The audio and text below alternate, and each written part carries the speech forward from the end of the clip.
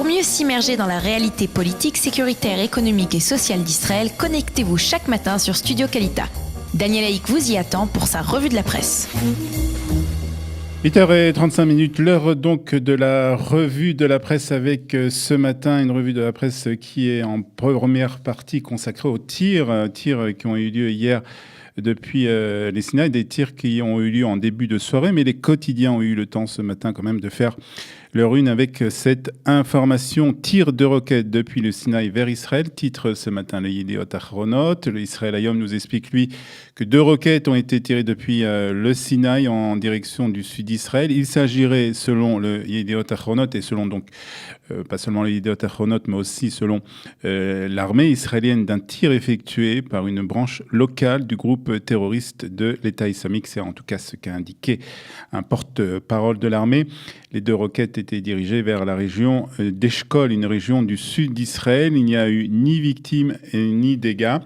Le Yediot Ahronot ajoute que des groupes djihadistes affiliés à l'organisation l'État islamique dans le Sinaï avaient revendiqué déjà en avril dernier une série de tirs de roquettes sur le sud d'Israël.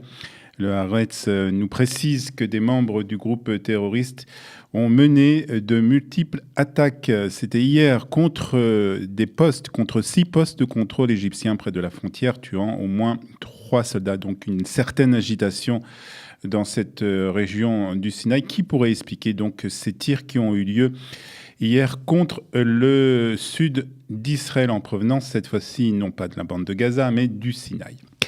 Les journaux de ce matin continuent encore de parler des enquêtes policières contre le Premier ministre israélien. Samedi soir, on s'en souvient, Benjamin Netanyahou avait publié un post incendiaire sur Facebook contre la police qui avait révélé aux médias qu'elle avait l'intention de l'interroger une nouvelle fois dans le cadre donc des différentes affaires, des différentes enquêtes dans lesquelles le Premier ministre serait impliqué. Les fuites illégales sont devenues un tsunami, avait écrit Benjamin Netanyahou, visiblement très en colère contre la police et contre le chef de la police. Ce matin, c'est le Israël Hayom qui prend la défense du Premier ministre avec une consacrée justement à ces fuites, aux fuites de la police contre Benjamin Netanyahou. Stopper les fuites, titre ce matin le quotidien. L'éditorialiste Chaim Shein explique que les fuites sont devenues monnaie courante lorsqu'il s'agit des enquêtes dans lesquelles le Premier ministre est impliqué. Il faut arrêter cela, ajoute le journaliste. Le journal nous apprend aussi, par ailleurs, que le ministre de la Sécurité intérieure a demandé qu'une enquête soit effectuée pour savoir qui est responsable des révélations qui ont été faites à la presse concernant la poursuite des enquêtes contre le Premier ministre israélien. Le Yediot Ahronot choisit le même sujet pour sa une ce matin, mais d'un angle différent, avec une information que l'on peut trouver seulement ce matin dans le Yediot Ahronot, une information exclusive du quotidien, puisqu'il nous apprend que le Likoud veut faire passer une loi qui interdirait la possibilité d'interroger un Premier ministre en fonction. C'est une loi qui existe déjà en France, explique le quotidien, et cette loi aurait donc pour but d'empêcher qu'une enquête soit menée contre un Premier ministre, donc en fonction, dans ce cas-là, et c'est le scénario que propose ce matin le Yediot Ahronot, Benjamin Netanyahou provoquerait des élections, puisque cette loi devrait avoir lieu, ou commencerait à avoir lieu lors des prochaines élections. Il provoquerait donc des élections éclairs et serait ainsi protégé des enquêtes en cours s'il était bien entendu réélu. C'est en tout cas le scénario qui est proposé ce matin par le Yediot Ahronot concernant ces enquêtes et concernant ces fuites qui sont illégales selon le Premier ministre et qui ont été données à la presse israélienne. Et cela pourrait être aussi la prochaine tempête politique. Selon le Maariv, en effet, le gouvernement aurait décidé de partir en guerre. Il n'aurait pas décidé, il a décidé de partir en guerre contre les organisations anti-israéliennes et les organisations qui agissent contre l'armée israélienne. C'est une décision qui a été prise hier. Benjamin Netanyahu et son gouvernement ont décidé de mettre donc en place une commission parlementaire chargée d'enquêter sur les financements de gouvernements étrangers destinés aux organisations qui luttent contre les soldats israéliens. Ce qu'a annoncé donc hier le Premier ministre au cours des conseils des ministres. Il n'y a pas d'armée plus morale que l'armée israélienne. C'est un fait. Nos soldats nous protègent et nous allons les protéger, a ajouté le Premier ministre israélien lors de ce conseil de ministres. Le vote l'année dernière d'une loi des associations avait déjà fait beaucoup de bruit. Selon cette loi, les organisations recevant des dons de gouvernements étrangers devaient révéler publiquement leurs sources de financement, ce qui avait permis de découvrir que de nombreux gouvernements, en particulier européens, soutenaient des actions menées contre Tsahal et contre les soldats israéliens. Le Haaretz nous apprend que le ministère de la Défense a reconnu officiellement que Reuven Schmerling, cet habitant de Elkana, dont le corps avait été retrouvé dans un entrepôt de son entreprise dans la zone industrielle de Kfar Kassem le 4 octobre dernier, avait été victime du terrorisme. Le ministère a pris cette décision après que la police a déterminé que le meurtre avait été mené pour des raisons nationalistes et devrait par conséquent être considéré comme un acte terroriste. Schmerling, il faut le dire, possédait un commerce de charbon à Kfar Kassem et employait des habitants de la ville et y faisait des affaires.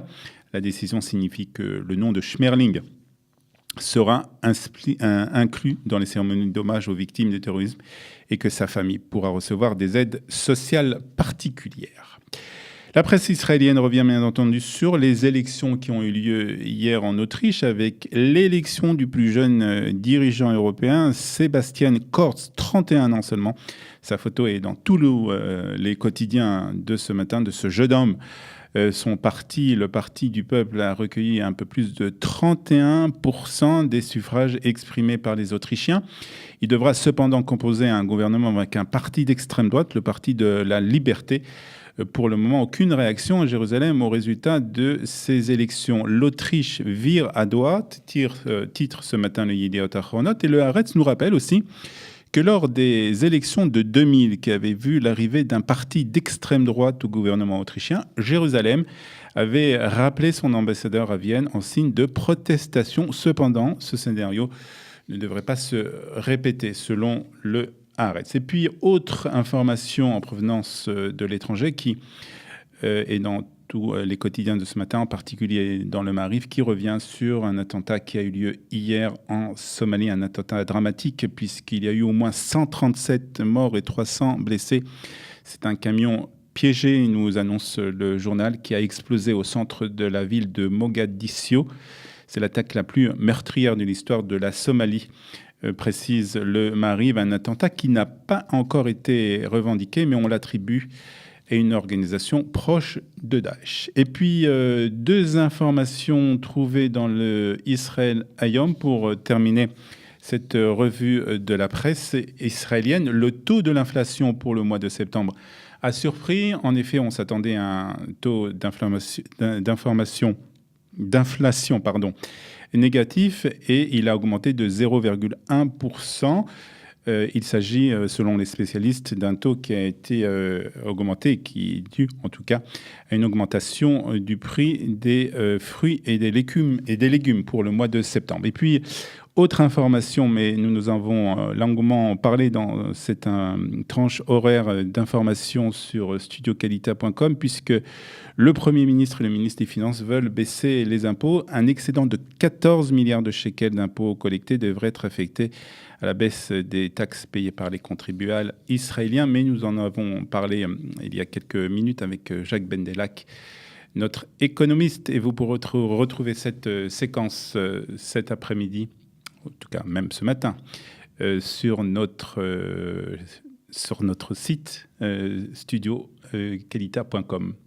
Voilà, c'est la fin de cette revue de la presse et des médias israéliens. 8h45. Dans quelques instants, nous recevrons en studio notre invité Gabriel Abensour qui va nous parler d'un nouveau Beth Midrash, d'un nouveau centre d'études à Jérusalem.